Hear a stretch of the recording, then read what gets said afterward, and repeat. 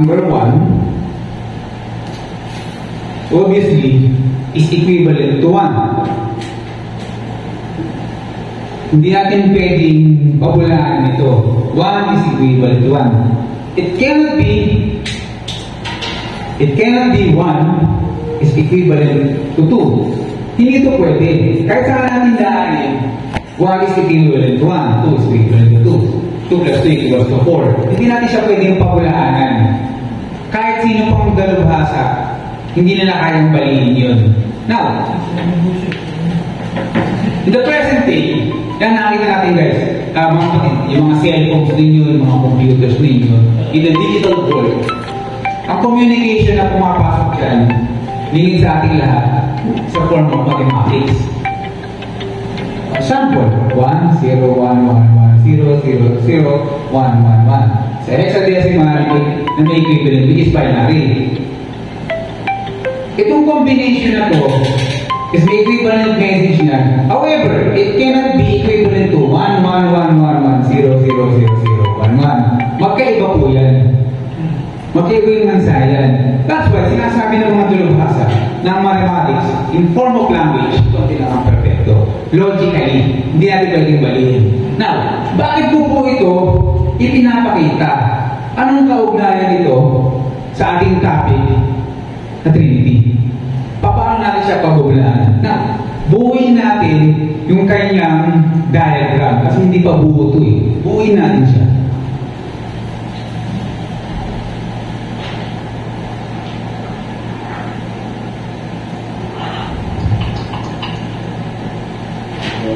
Okay. Ang sabi dito, Father is God. So, equivalent sila. Okay? Then the Son is God. Meaning, equivalent sila. Okay? The Holy Spirit is God. Meaning, equivalent pa rin sila. Makes sense.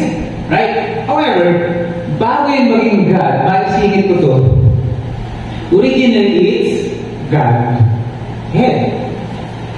Pero pinalitan nila yan. Alam niyo kung bakit nila pinalitan yan? Head, meaning pinuno. Okay? Sabihin, pag siya'y pinuno, mas mataas siya dito, mas mataas siya doon, mas mataas siya dito. Hindi na sila equal. Mukha natin. Now, tinanggal nila yung head.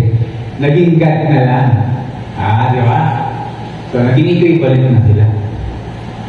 So, may pagbabago pa lang nangyayari. Now, tapusin natin. Tapusin natin yung diagram. Ayan na siya. Litin natin, Son is equivalent to God, Holy Spirit is equivalent to God, Father is equivalent to God. Makes sense. However, ngunit, subalit, datapwat, pero, ito yung medyo nagpakulo. Ito lang to. Kasi ang concept na gumawa nito si Tertullian hindi natin alam, bakit Tertullian hindi marunong ng math? Diba? Tingnan natin. Pagdating dito, the Father is not equivalent to the Son. The Son is not equivalent to the Holy Spirit. The Holy Spirit is not equivalent to the Father. However, kung tatlong daw yan, si God din. Paano mo masasabi yan? Hindi pinabaling mo ang logic ng mathematics. Di ba? Binali mo. Paano nangyari? Ito equivalent doon. Ito equivalent doon. Ito equivalent doon. Bakit ito, this one, hindi nila mag-equivalent. Therefore, they are distinct.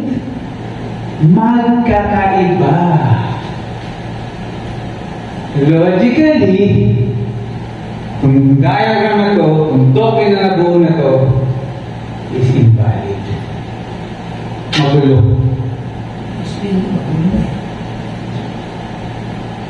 Magulo. Logically, hindi ito papasa pag ibinangga natin ito sa logic. Kasi illogical yung dating ng concept na external. As an external, as my external presentation, very logical. Pwede sa ano kung ginawa nila, the Father Father is equivalent to the Son is equivalent to the Holy Spirit. The Holy Spirit is equivalent to the Father, therefore the Three is equivalent to God. Pwede pa yun, makes sense. However, yun na nga, ulitin natin, the Three is God, but the Three is not equivalent to each other. They are distinct.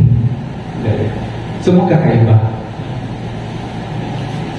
So kahit paikot-ikutin mo pa yan, magkakaiba sila ng tatlo.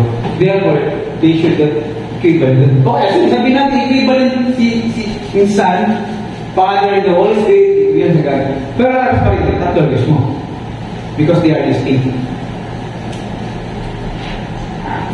So natin. Now, والسلام على رسول الله وعلى آله وصحبه أجمعين.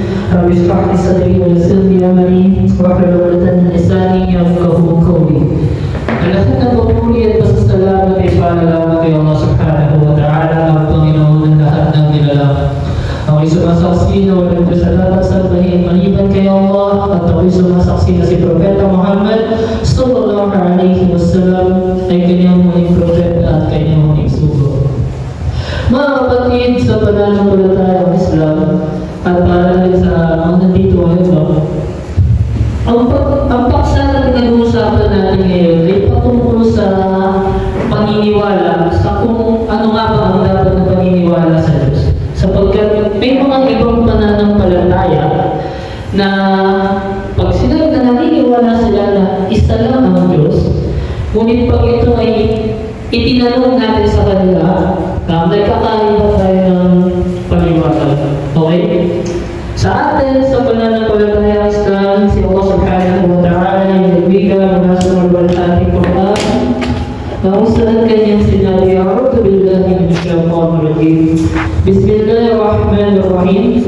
Qul huwallahu ahad. Sabihin mo, siya si Allah ang nag-iisa. Allahus Samad.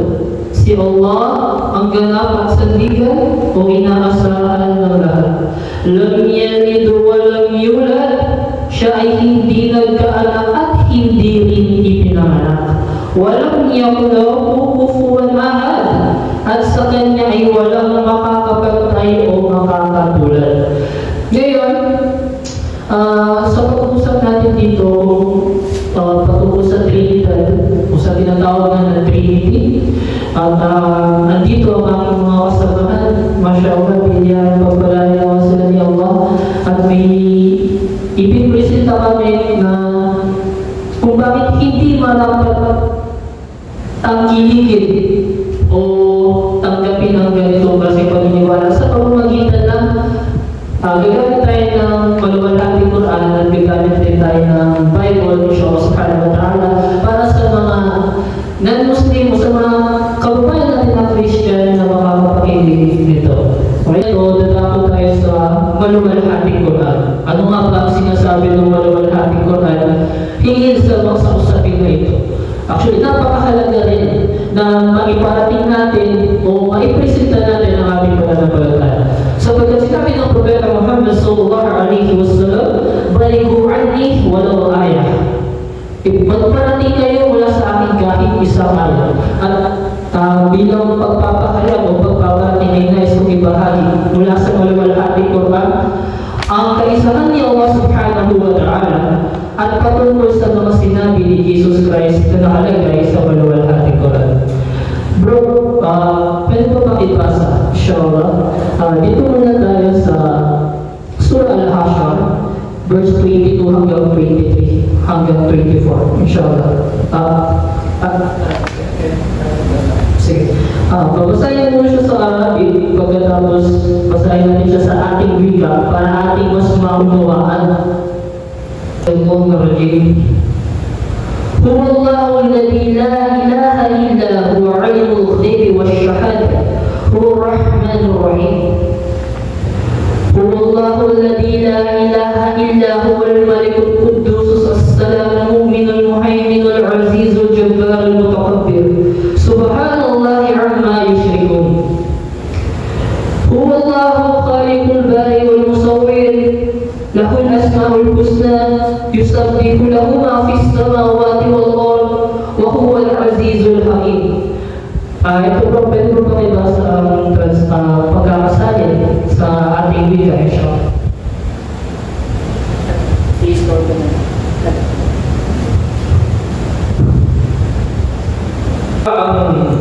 Allah, walang ibang Diyos maliban sa Kanya, ang maalam na di nakikita at nang nakikita o nasasaksihan. Siya ang mahabagin, ang maawain. Siya ang Allah, walang Diyos maliban sa Kanya. Siya ang Hari, ang kabanal-banalan, ang sakdalan, malaya at malayo mula sa lahat ng pagkukulangan. Ang tagapagbigay ng kapanatagan, ang tagapagmasid, ang ganap na makapangyarihan, ang mapaglalabanan, ang tanging makapagmamalaki, luwalhati sa Allah. Siya ay mataas ng higit kaysa anumang kanilang tinatambal sa Kanya. Siya ang Allah, ang tagapaglikha, ang tagapagsimula ng lahat, ang tagapaghubog, ang anyo o hugis. Sa Kanya ang pagmamayari ng mga pinakamagandang pangalan. Anumang nasa mga kalangitan at kalupaan ay patuloy na lumalulhati, dumadakila, pumupuri at nagbubunyi sa Kanya, at Siya ang ganap na makapangyarihan, ang tigib ng karunungan. So ito po nakapaloob sa maluwalhating Quran na kung saan kabilang sa pagkakakilala sa mga katangian ni Allah Subhanahu wa Ta'ala. Naniniwala tayo bilang mga Muslim na meron lamang nag-iisang Diyos. Ngunit ito ay hindi bilang na tinatawag na isa na binubuo ng tatlong persona. Sapagkat sinabi nga ni Allah sa maluwalhating Quran, lam yalid walang yulad. Siya hindi nagkaanak at hindi rin ipinanganak. At walang anuman ang maaaring makahalin tulad sa Kanya kontra sa paniniwala na tinatawag na Trinity o yung tinatawag na Trinidad. Sinasabi sa Surat Al-Baqarah, verse 255. Ang sabi rito,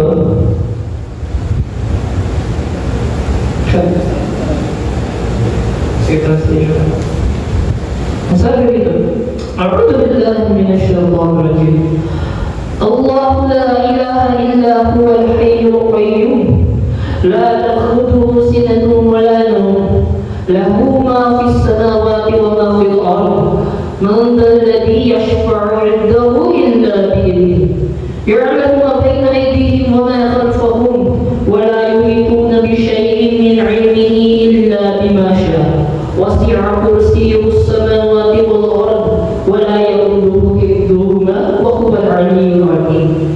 Pakibasa sa ating liga, kapatid, patungkol sa sinasabi sa verse na ito, Allah, walang Diyos na dapat sambahin maliban sa Kanya, ang laging buhay at ang patuloy na tagapagpanatili ng lahat. Ang antong at ang idlip ay hindi makakapanaig sa Kanya. Sa Kanya ang pagmamayari ng anumang nasa mga kalangitan at anumang nasa kalupaan. Sino ba ang maaari makiusap upang makapamagitan sa Kanya maliban Kanyang pahintulutan? Kanyang nabapakita ang anumang mangyayari sa kanila sa daigdig na ito at ang anumang mangyayari sa kanila sa kabilang buhay. At kailanman ay hindi nila matataro ang anumang bagay mula sa Kanyang kaalaman maliban kung ano ang Kanyang nais.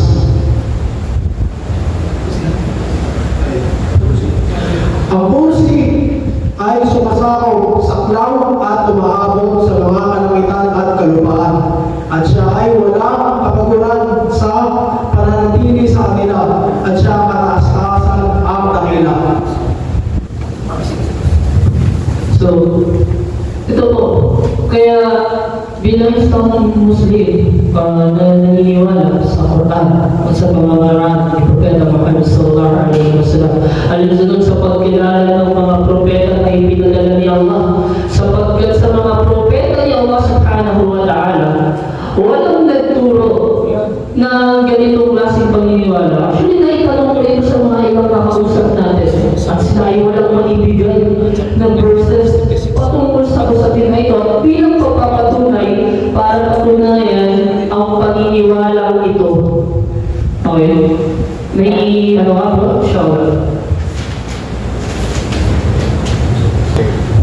Balikan ko kasi yun. Tingnan. Kasunod, bilang pamuli, mamaya may sasabihin pa kami bilang pambukas. Sige. Ano nga ba ang sinasabi ng maluwalhating Quran hinggil sa usapin ng Trinidad o yung tinatawag na Trinity? Sapagkat may mga yung kagaya ng paniniwala, mga kaibahan natin sa paniniwala sa pananampalataya na pipilit, ipinapatanggap. Actually, sasabihin ng kapataya na kaya natin hindi maunawaan ng Trinity dahil wala rin tayo Holy Spirit. So,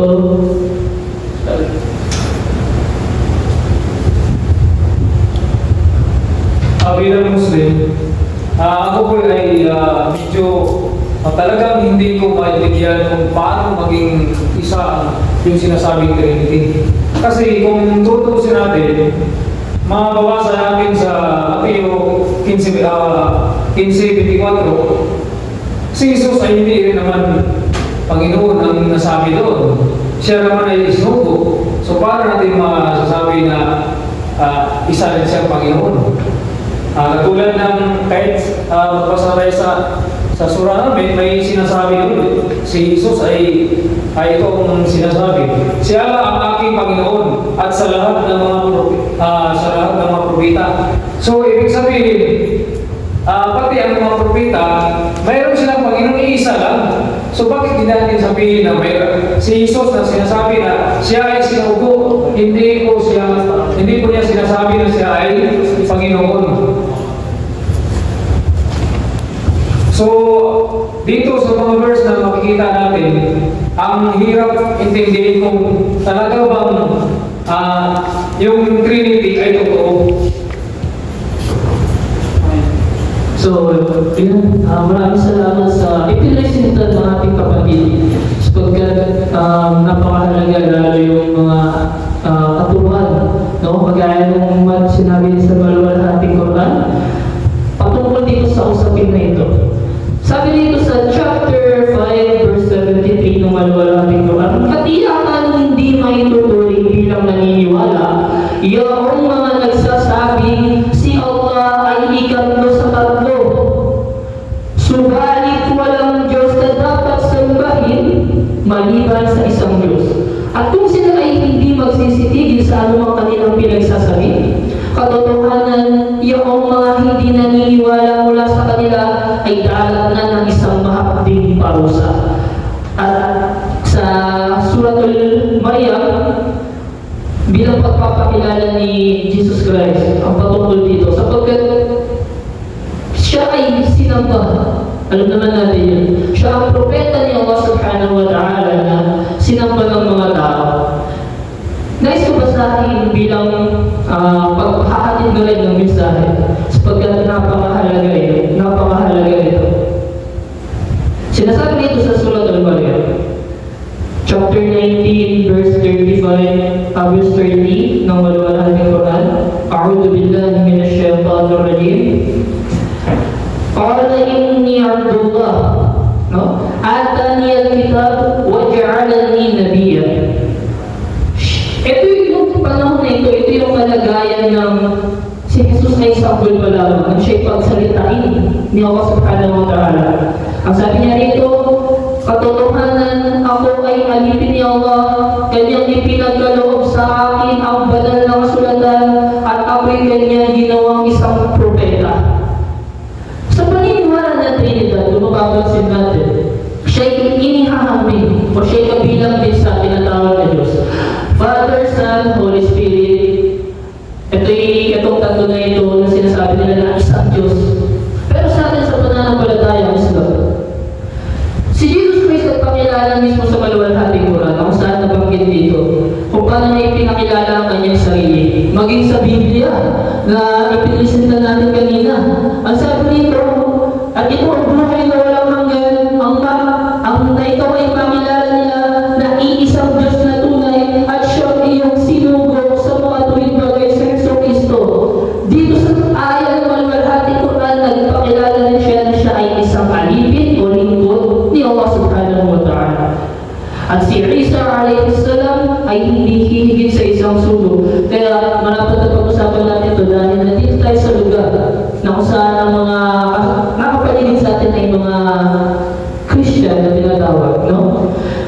Bilang pangulit, dahil merong sasabihin na isa sa ating mga kapatid, gusto ko banggitin ang aya mula sa maluwalang ating Quran na patungkol sa mga magaganap pagdating sa araw ng paghuhukom. Na si Isa alayhi salam, siya na ang propeta ni Allah subhanahu wa ta'ala na siya'y tatanungin hingin sa usapin na ito na kung bakit nga siya sinamba. Ang sabi nito, A'udhu billahi minash shaitanir rajim. Wa in qala Allah ya Isa ibn Maryam anta qultu lin-nas atakiduni wa ummi ilahayn min dunillah qala subhanaka ma yakunu li an aqlama laysa li bil haqq in kuntu qultuhu faqad 'alimta ta'lamu ma fi nafsi wa la a'lamu ma fi nafsi innaka anta 'alimul ghuyub. Sa malapit nito kahulugan sinasabi nito at inyong alalahanin ng araw na kapag si Allah ay magsasabi, O Jesus na anak ni Maria, ikaw ba ay nagsabi sa tao na ituring ninyo ako at ang aking ina bilang dalawang Diyos maliban kay Allah?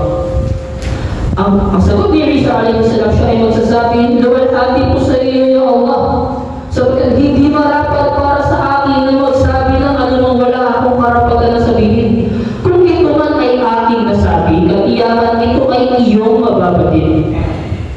Batid mo po ang anumang nasa aking kalooban, samantalang hindi ko nababatid ang anumang nasa iyong kalooban. Katotohanan ikaw ang mga maalam sa mga hindi nakikitang bagay o pangyayari. Ang sagot ni Isa alayhi salam, ito ang masaklan. No? Wala po akong sinabi sa kanila maliban kung ano lamang ang iyong ipinag-utos sa akin. Sapagkat ang utos ni Isa alayhi salam ay hindi nalalayo sa utos ng ibang mga propeta na ipinadala ni Allah subhanahu wa ta'ala. Anong kautusan yun? Para akayin yung mga tao sa kaisahan, sa pagsamba kay Allah subhanahu wa ta'ala sa tawhid. Ang sabi niya, wala po akong sinabi sa kanila maliban kung ano lamang iyong ipinag-utos sa akin, sabihin na inyong sambahin si Allah ang aking Panginoon at inyong Panginoon, at ako ay naging saksi sa kanila habang ako ay nananatili sa kanila. Ngunit nang ako ay iyong pawinin, tanging ikaw ang tagapagmasid sa kanila at tanging ikaw ang saksi sa lahat ng bagay. So ito'y magaganap sa araw ng paghuhukom na kung saan itatanggi ni Isa alayhi salam o ni Heso Kristo na sinamba na ginawang Diyos ng mga kaibayo natin sa pananampalataya ng Raja. Diba? Kaya isa sa mga kapighatian o kasawian na akala nila sila ipagtatanggol ng kanilang mga sinamba, ngunit ito ay hindi makatutulong sa kanila at ito ang araw na kung saan tatanungin tayo lahat higil patungkol sa mga ginawa natin dito sa mundo. So, bro, maaari bang pakibasa ang talata na nakasulat dito sa 17 ng buwan bilang pagpapahula? John 23, at ito ang buhay na walang hanggan, na ikaw ay makilala nila na iisang Diyos na tunay at siyang iyong sinugo sa mga tuwid bagay si Kristo. So, kung mapapansin natin sa talata na ito, sa 17 ng buwan, na kung saan nakasulat mismo sa Biblia, kung ayon din kasi si Jesus Christ, sa mga oras na ito, may kinakausap siya sa itaas eh. Diba? At siya'y tumingala. At kanyang sinabi, at sabi nito, at ito ang buhay na walang hanggan, na ikaw ay makilala nila na iisang Diyos na tunay at siyang iyong sinugo sa mga tuwid bagay si Heso Kristo.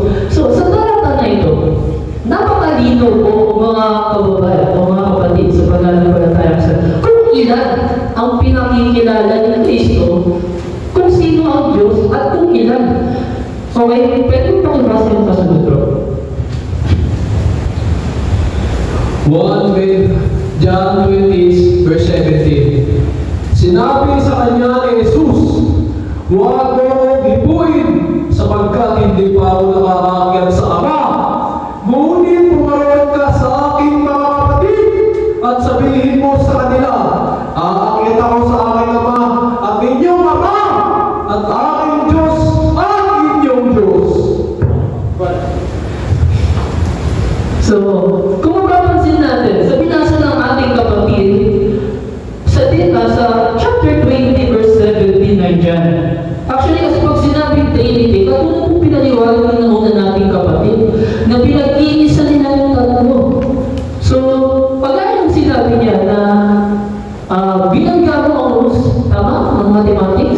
Di ba? Okay. So dito ang sabi dito ni Jesus Christ. Si Jesus Christ si Jesus Christ daw ang nagsasalita. Okay? Sinabi sa kanya ni Jesus, huwag mo akong hipuin sapagkat hindi pa ako nakakaakyat sa Ama. Ngunit tumaroon ka sa aking mga kapatid at sabihin mo sa kanila, aakyat ako sa aking Ama at inyong Ama at aking Diyos at inyong Diyos. Sa talata na ito may pinakikilala o mayroong ipinipresenta na si Jesus Christ ay mayroong kinikilala na Diyos. At ang alam naman natin na pag sinabi na ilan ang Diyos, ito yung literal na isa. Actually, may mga mababasa pa tayo sa ibang talata tungkol sa sinasabi na ang Diyos ay iisa lamang at hindi maaaring magkaroon pa ng iba. Gusto ko basahin bago tayo dumako dito sa pangalawa sa Isaiah sa talata. Ang sabi dito sa talata na ito, inyong alalahanin ang mga dating bagay ng una, sapagkat ako'y Diyos at walang iba liban sa akin. Ako'y Diyos at walang kagaya ko. Pagkakailan lang ng mga nakaraan, actually kagabi rin, no? Pero ng mga nakaraang araw pa, may mga nakausap ako ng born again na isa ito sa mga tinatanong sa kanila patungkol sa Trinidad. So sa Trinity, nakaturuan. Dahil napakahalaga na malaman natin kung ano nga ba, saan nga ba nila binabase ito? Ito ba ay nakapaloob sa mismong aklat o sa mismong kasulatan na pinangangawakan nila? May mga sagutan sila o paliwanag, ngunit walang naipakita na kung sino propeta ang nauna sa turo ng mga apostol na sila ay nagturo ng Trinity o yung tinatawag na Trinidad. Pwede mo bang ibasa ang sa Acts chapter 2 verse 13? Show us pa. Acts chapter 3 verse 13. Ang Diyos ni Abraham at ni Isaac at ni Jacob, ang Diyos ng ating mga magulang, ay niluwalhati ang kanyang lingkod na si Jesus, na inyong ibinigay at inyong tinanggihan sa harap ni Pilato. Napasayahan ito na siya'y pawalan. Sa Acts, dito sa gawa, actually sa gawa, dito, si Christ na tinatawag na, si Jesus Christ, ito ay nasa langit na. Wala na siya sa lupa. No? Isa sa mga nakapagtataka dito, kasi may mga katuruan na kapag tinanong mo sa kanila, sinasabi nila na kasi si Jesus Christ ay nagkatawang tao siya sa kalagayan ito, kaya siya nagdadasal, kaya siya humihingi ng tulong. Pero ito, sa gawa nito, ito nasa langit na, si Jesus o si Jesucristo, si Jesus Christ. Bakit tinawag pa rin siya na lingkod? Ayun o. Ayun, lingkod. Sabi nito, ang Diyos ni Abraham at ni Isaac at ni Jacob, ang Diyos ng ating mga magulang, ay niluwalhati ang kanyang lingkod na si Jesus na inyong ibinigay at inyong tinanggihan sa harap ni Pilato. Napasyahan ito na siya'y pawalan. Okay? So, isang katanungan na maaari nating iwan sa ating mga kababayan na nasa langit na si Jesus Christ o si Jesucristo ng mga panahon ito, pero bakit tinawag pa rin siya ng mga apostol na siya ay lingkod? Okay, siya ay banal na lingkod o lingkod ng tagapaglikha. At kasunod naman na so, yun na mga kapatid at may sasabihin na ang gusto ng mga kapatid ni Shaw bilang karagdagan. Salamat mga kapatid. Napaka-linaw ng ating naipaliwanag tungkol sa tinatawag na the Trinity doctrine, kung paano natin ito kinabulahanan by means of external evidences and internal evidences using the Bible and the Quran. Now, balik lang po tayo dun sa una ko pong ibinahag. Marahil Nagtataka kayo. Tataka tayo. Kung bakit ang discussion dito ng mga Muslim ay tumutukoy kay Jesus Christ, peace be upon Him. Bakit? Kasi po, pag po ako nakakapanood ng mga professional debate locally and internationally, the Trinitarian as well is focusing on Jesus Christ. You know why? Tatlo po yan. The Father, hindi masyadong kino-question ito eh. Hindi is not controversial, the part of the Trinity. It's not controversial, the Father. The Holy Spirit as well, hindi rin siya controversial. Kung makapansin nyo, hindi pinag-uusapan ang dalawang yan. Ang pinag-uusapan lagi, or ang pinupunto ng mga Christian apologetics, ang kanilang idinidigin or binibigyan ng pruweba is the Son. We used to tumutukoy kay Jesus Christ, peace be upon Him. You know why? Kasi pag nabigyan ng suporta yung the Son, pag lumabas na ito talaga ay Diyos, mabubuo yan. However, we Muslim apologetics, dinidinay natin ang deity ni Jesus Christ. Pag ito nabuwag natin, walang Trinity. Nakukuha niyo ba mga kapatid? And that's why the Christian is focusing with Jesus Christ, peace be upon Him. We Muslim as well. Nag-focus din tayo ito. Ika nga ni Kakasid ay tinatok na boomerang technique. Ito kasi Ustad. Boomerang technique. Kung mapapansin nyo guys, obviously, manood kayo ng international debate. Manood kayo ng mga local debate. Di ba the famous Muslim apologist dito sa Pilipinas, which Karachi Indazan, panoorin yung mga debate niya. Ang mga kalaban niya, nagpo-focus siya kay Jesus Christ. Kailangan maging Diyos ito. Si Jesus, kailangan maging Diyos para mabuo yung Trinity. Okay? So that's why, kumamit tayo ng external evidence, ng internal evidence, na si Jesus Christ, peace be upon Him, hindi Diyos. Dahil siya ay hindi Diyos, walang Trinity. You know, that's a very simple logic. Si kapatid, meron siyang gusto idagdag patungkol po dito. Kaya ako po ito ibinalik. Para lang po as a summary, first summary, with our previous discussion, kasi nagtatakoy ba? We are focusing with Jesus Christ na hindi siya Diyos. Or kino-question natin yung pagiging yung divinity ni Christ or yung pagiging deity ni Christ. So, kapatid, kung may dadagdag, right. Yun. So, nagaling na tayo sa may Bible. No? As evidence, pakontra sa mga Kristiyan. Sa may Quran, okay na rin. Sa may sunod, logic.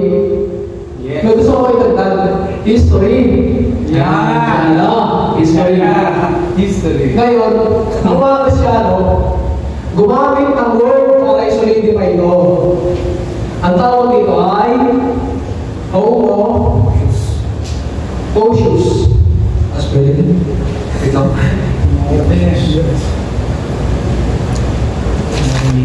Homoousios. So, this is a Greek compound word. Pag sinabi compound word, dalawa na word na pinagdugtong. Ito homo. Pag sinabi natin homo, ano yung pumasok sa isip nyo? Hindi, mga bakla, tomboy, di ba? Kapag sinabi homo kasi, same. Kaya pansin nyo yung mga bakla o yung mga tomboy, nagkakagusto sila sa mind. Homosexual. Same din there. Sunod, ousios. Ibig sabihin naman ito, essence. So dito sa may word na ito, pinapamukha nila na si God, that's Jesus Christ. Oo, sige. Hindi siya God, hindi siya Holy Spirit, pero gusto nila kayo pumukha kasi. Same essence. Parehas ng essence. Kaya ito yung nalaman nila. Homoousios. So alamin natin kung ano yung dark history nito ngayon alamin natin.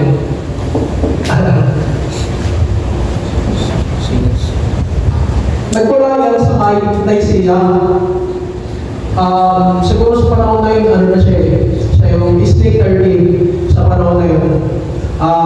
Sa panahon ngayon, 325 BC siya noong panahon na yun. Si Emperor Constantine the Great, nag-call siya ng pagpulong kasi may nangyayari na girihan sa dalawang Kristiyano. Ang unang pari, kay Arius. At ang isang pari kay Athanasius. So nagdibati sila? Yes, nagdibati sila. Pero alam mo natin kung ano yung stand nila. Ito kasi si Arius. Pumasok sa isip niya, teka lang, hindi naman kung anak ng Diyos o ng Ama si Jesus, ibig sabihin, hindi siya divine, hindi sa Diyos. Kung alam yun yung ganong bilib niya, nagkaroon siya ng mga follower, ang tawag doon ay Arians. Hindi yung Arians na hindi gano'n. Arians, sila sumusunod kay Arius. Tapos, siyempre, ang kalaban niya, kung nagkaroon sa kanya, nagtaas ng kilay ito, si Athanasius, mga Orthodox Christians. Ayun, sinaytay ni Constantine the Great na mag-debate sila sa Nicene Council. Naging mainit yung debate. Halos 300 bishop yung umanin doon sa debate na yun. So, napakainit doon. Tapos yung debate na yun, biglang merong credo, may creed na inilabas. So, sabi doon, nagpasya yung Nicene Council na i-reject ang paniniwala ni Arius dahil hindi ito nag-cause of unity. Doon ang nagawa ang Photius. Ayon sa akin ng Nicene Council. So, ito basahin natin ito. We believe in one Lord Jesus Christ, Son of God, begotten from the Father, God from God, light from light, true God from true God, begotten and made of one essence with the Father. So, yun yung nilalaban nila, no? Ano nangyari kay So, nireject niya yung idea ni Arius. Arius was exiled. In-exile muna siya. Pinalayas siya dun sa bansa. Tapos, lahat ng teachings niya, lahat ng scriptures niya, sinunog, sinira, winasa. Kasi, ayaw niya sa paniniwala ni Arius. Ayaw niya sa pagkontra dito sa Trinity. So, ganun, ay yung ma-highlight ko sa history. Ganun yung ginawa ng mga Kristiyano para ipagtanggol ang paniniwala ng Trinity. Holy Trinity. Okay. So yun, isa sa mga naipresenta ng ating mga kapatid sa pananampalataya. Kumita naman natin na napakaganda pagpapaliwanag. No? Pero ito ay isang bilang babala o paalala, lalo ng mga kamakilan. Yun may mga nakausap na born again Christian, mga Christian believers na nag-share sila sa akin ng doctrine, pagkatapos tinatanong mo sila. Okay. At patungkol sa Trinidad, o sa nagturo, sinabi Trinity, di ba? Naitanong sa kanila na sino po sa mga propeta ang nakapagturo nito. Actually, may na-encounter pa ako na kanyang sinabi na actually ngayon ko naman nabasa yung verses na ito. May verses ako na binanggit doon. At yun ang sagot nila ay walang sapat na ebidensya para may pag-sagot at napakahalaga yun, no? So, bilang panghuli, gusto kong basahin ng ayaw mula sa maluwalhating lugar. Ang sasabihin ng mga tao kapag sila ay pinapasok na sa naglalagab ng apoy ng impyerno. Sapagkat ayon kay Sheikh Bidmas rahimahullah ta'ala, ang tao na inabutan ng shirk, inabutan ng pamatay ng shirk, sumasambal sa ibang maliban kay Allah, sa kanya may pinagbawalang paraiso. Okay? Ang sabi nito sa Suratul Mulk, أعوذ بالله من الشيطان الرجيم إذا ألقوا فيها سمعوا لها شهيقا وهي تفور. Kapag sila ay itatapon doon sa impyerno, kanilang maririnig mula roon ang isang nakakakilabot at malalim na buntong hininga habang ito ay tumukulo. Takadu tamayyazu minal ghayb kullama ulqu fiha fawjun sa'alahum khazanatuha alam ya'tikum nadhir. Ito ay halos sumabog sa tindi ng pangangalit. Sa tuwing may pangkat na itinatapon doon, ang mga tagapagbantay nito ay magtatanong sa kanila, wala bang isang tagapagbabala ang dumating sa iyo? So ito yung sasabihin ng mga tagapagbantay sa kanila, wala bang isang tagapagbabala ang dumating sa iyo? Sapagkat si Propeta Muhammad sallallahu alaihi wasallam bilang isang propeta ni Allah subhanahu wa ta'ala, kanyang naipahayag ang kaisahan ni Allah gaya na pag-aralan natin kanina sa hadith, ang paniniwala kay Allah subhanahu wa ta'ala, paniniwala sa kanyang mga malaika, sa kanyang mga papahayagan, sa kanyang mga mensahero, sa mga sugo ni Allah subhanahu wa ta'ala, mga nagbabala at paniniwala sa kabar sa mga bagay na itinakda ni Allah. So yun sasabihin sa kanila ng mga malaika, wala bang isang tagapagbabala ang dumating sa inyo? قالوا ولقد جاءنا نذير فكذبنا وقلنا ما نزل الله من شيء إن أنتم إلا في ضلال مبين. At sila ay magsasabi, oo, isang tagapagbabala ang dumating sa amin, ngunit siya ay aming itinakbil at sinabi sa kanya, at aming sinabi sa kanya, si Allah ay walang ibinabang anumang bagay at katotohanan, kayo ay walang anuman maliban na sa malaking kamalian. وقالوا لو كنا نسمع ونعقل ما كنا في أصحاب السعير. Ano sasabihin ng tao kapag siya'y pinapasok na sa impyerno? Lalo yung mga nakarinig ng patungkol rito. At sila ay magsasabi ng may pagsisisi, kung kami sana ay nakinig lamang o nag-isip, marahil kami ay hindi naging kabilang ng mga kasamahan ng naglalagablag na apoy. فَاعْتَرَفُوا وَبِذَنبِهِمْ فَسُحْقًا لِأَصْحَابِ السَّعِيرِ. Kaya kanilang aaminin ang kanilang mga kasalanan, gayon pa man ito'y malayo sa haba para sa mga kasamahan ng naglalagablag ng pinag-impyerno. Bilang paulit, binanggit ko ito bilang pagpahatid na mensahe sa ating mga kababayan, lalo sa mga nakarinig ng turo ng pananampalatayang Islam at higit yung mga naunawaan. Dahil malinaw ang turo ng mga propeta na ang Diyos ay nag-iisa lamang, at ito, actually wala akong nakikita sa kanila na nagturo ng tatlong persona. Kapag hinanapan mo ng verse, may mga paliwanag sila, ngunit sadyang napakalaya. Wow, musta. So, dito nagtatapos sa aming simple pagpapaliwanag at masagad na may nakuha natin dito ng araw at nakadagdag sa kaalaman natin at sa ating pagsasaliksik ng kaalaman. Barakallahu fiikum, jazakumullahu khairan. Assalamualaikum warahmatullahi wabarakatuh.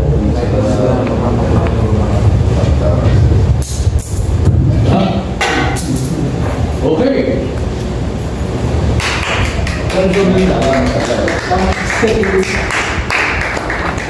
Grabe ko naging pakawalan.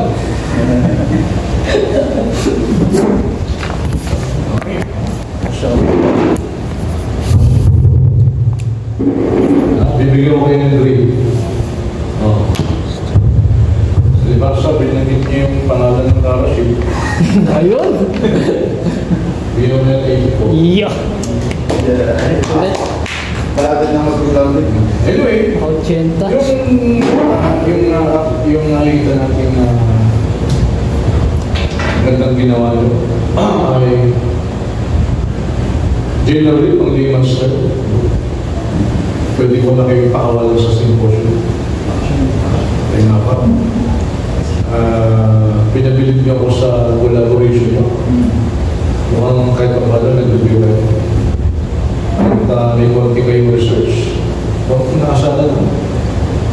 Tapos may teamwork din. At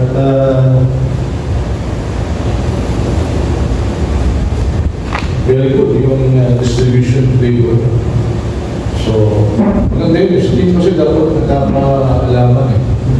Alam mo yung ano mo, alam mo yung strength mo, alam mo yung strength ko, alam mo yung weakness ko, alam mo yung weakness mo. So, nagkakapaan na tayo ngayon. Alam na natin kami siya ng isa. Kaya, bigyan ko sa akin, sa kahali. Lima-lima kami. Talaga na pa-practice kami. Magkakakilala kami. Sabi sa akin na kasama ko, mayroon kaming team captain. Siya nasa unang sabi niya. Kanya lang, yung biglang nag-shuffle, ang tumakal sa kanya ito. Nakapanood na ba kayo natin? Lima-lima yun. Diba? Ano ba siya yung senior namin? Kanino siya? Hindi ka tawag sa kayo, hindi. Hindi. Ikaw dito. Bakit? Kasi ako may experience na sa isang kusang euro. Sa kasi puro sipa. At taekwondo siya. Pero pag umatas ka, alam ko sa kanya. Kanya, alam niyo yung kalaban niya, nagdanda, nagbuba, yun mo yun. Diba? Wala, di ko pa rin taekwondo mo rin. Kaya ako sanay ako sa ganung tao. Hindi naman ako yung malapit. Ito ka. Pero, medyo kinabahan ako. Why? Kasi, mas experience ako sa akin. 14 na rin na. Ako bata-bata pa. Ano, 21 years old ako. So, papa na. Pero, ako na. Mas, hindi kapit. Alam niya. Diba? Parang basketball, diba? Alam niya. Pero tayo rin. So, doon. Ialim sa ko sa inyo. Okay. Ibang bulbul. Kaya balak tayo sa rin. So, pwede ko na kayo pakawalan sa emotion. Confident na ako. Okay? Di ba ate, konti na lang. Huwag muna. Okay? May potential kayo. Okay? Kung konti na lang. Meron na ako punta. Nag-ingat kayo sa sinatawag niya. Strongman. Strongman. Di ba pinag-aralan ito? Strongman, ba? Policy. Okay? Baka kayo ay magbintangan. Strongman fallacy yan. Hindi naman namin sinasabing tatlo. Tatlo ka ng tatlo. Kasi may narinig ko pa. Pagkabatiin natin ko, may narinig ko sa inyo kanina. Kasi tatlo. Mag-ingat lang kayo. Sa debate naman to. O kahit mo sa symposium na nagpapatanong kayo. Kasi kanina nagpapatanong ka. Remember, kung gusto ko sana, okay. Kaya lang, gusto ko sana maging focus nyo, wala kayo sa buhay, nandun kayo sa isang klasa. Kausap niyo yung maraming tao. Ito pa lang magpapractice na kayo. Okay? Sabihin mo lang ito. Kung may katanungan kayo, ito na. Huwag mag-ingat. Kasi hindi naman lahat yun. Siyempre, may mga marunong din. So, okay mag-focus na hindi po tatlo ang Diyos, isa lang po ang Diyos. Okay? Aminado tayo doon. Na talagang sinasabi na isa lang ang Diyos.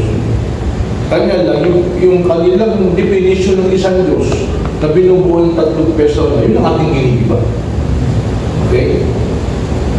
So, confident ako na pag nag-symposium tayo, kung kayo yung papakawalan ko, okay? Pwede na kayo panday mas from general, ha? Mas para nakikita ko, mas tayo nyo pa yung mga nag-street daw. Okay? So, keep up the good work. Okay? So, ikaw naman bro, okay yung boses mo. Kunting basa na ng Tagalog. Ha? Kasi kanina sabi mo, binasa mo yung 73. Sa makatwid bagay, si Jesus, Kristo. Sa makatwid bagay, si Jesus Kristo. Lalabas si Jesus bagay. Wrong translation tayo. Hindi na natin kasi, bro, constructive to. Tandaan natin bro,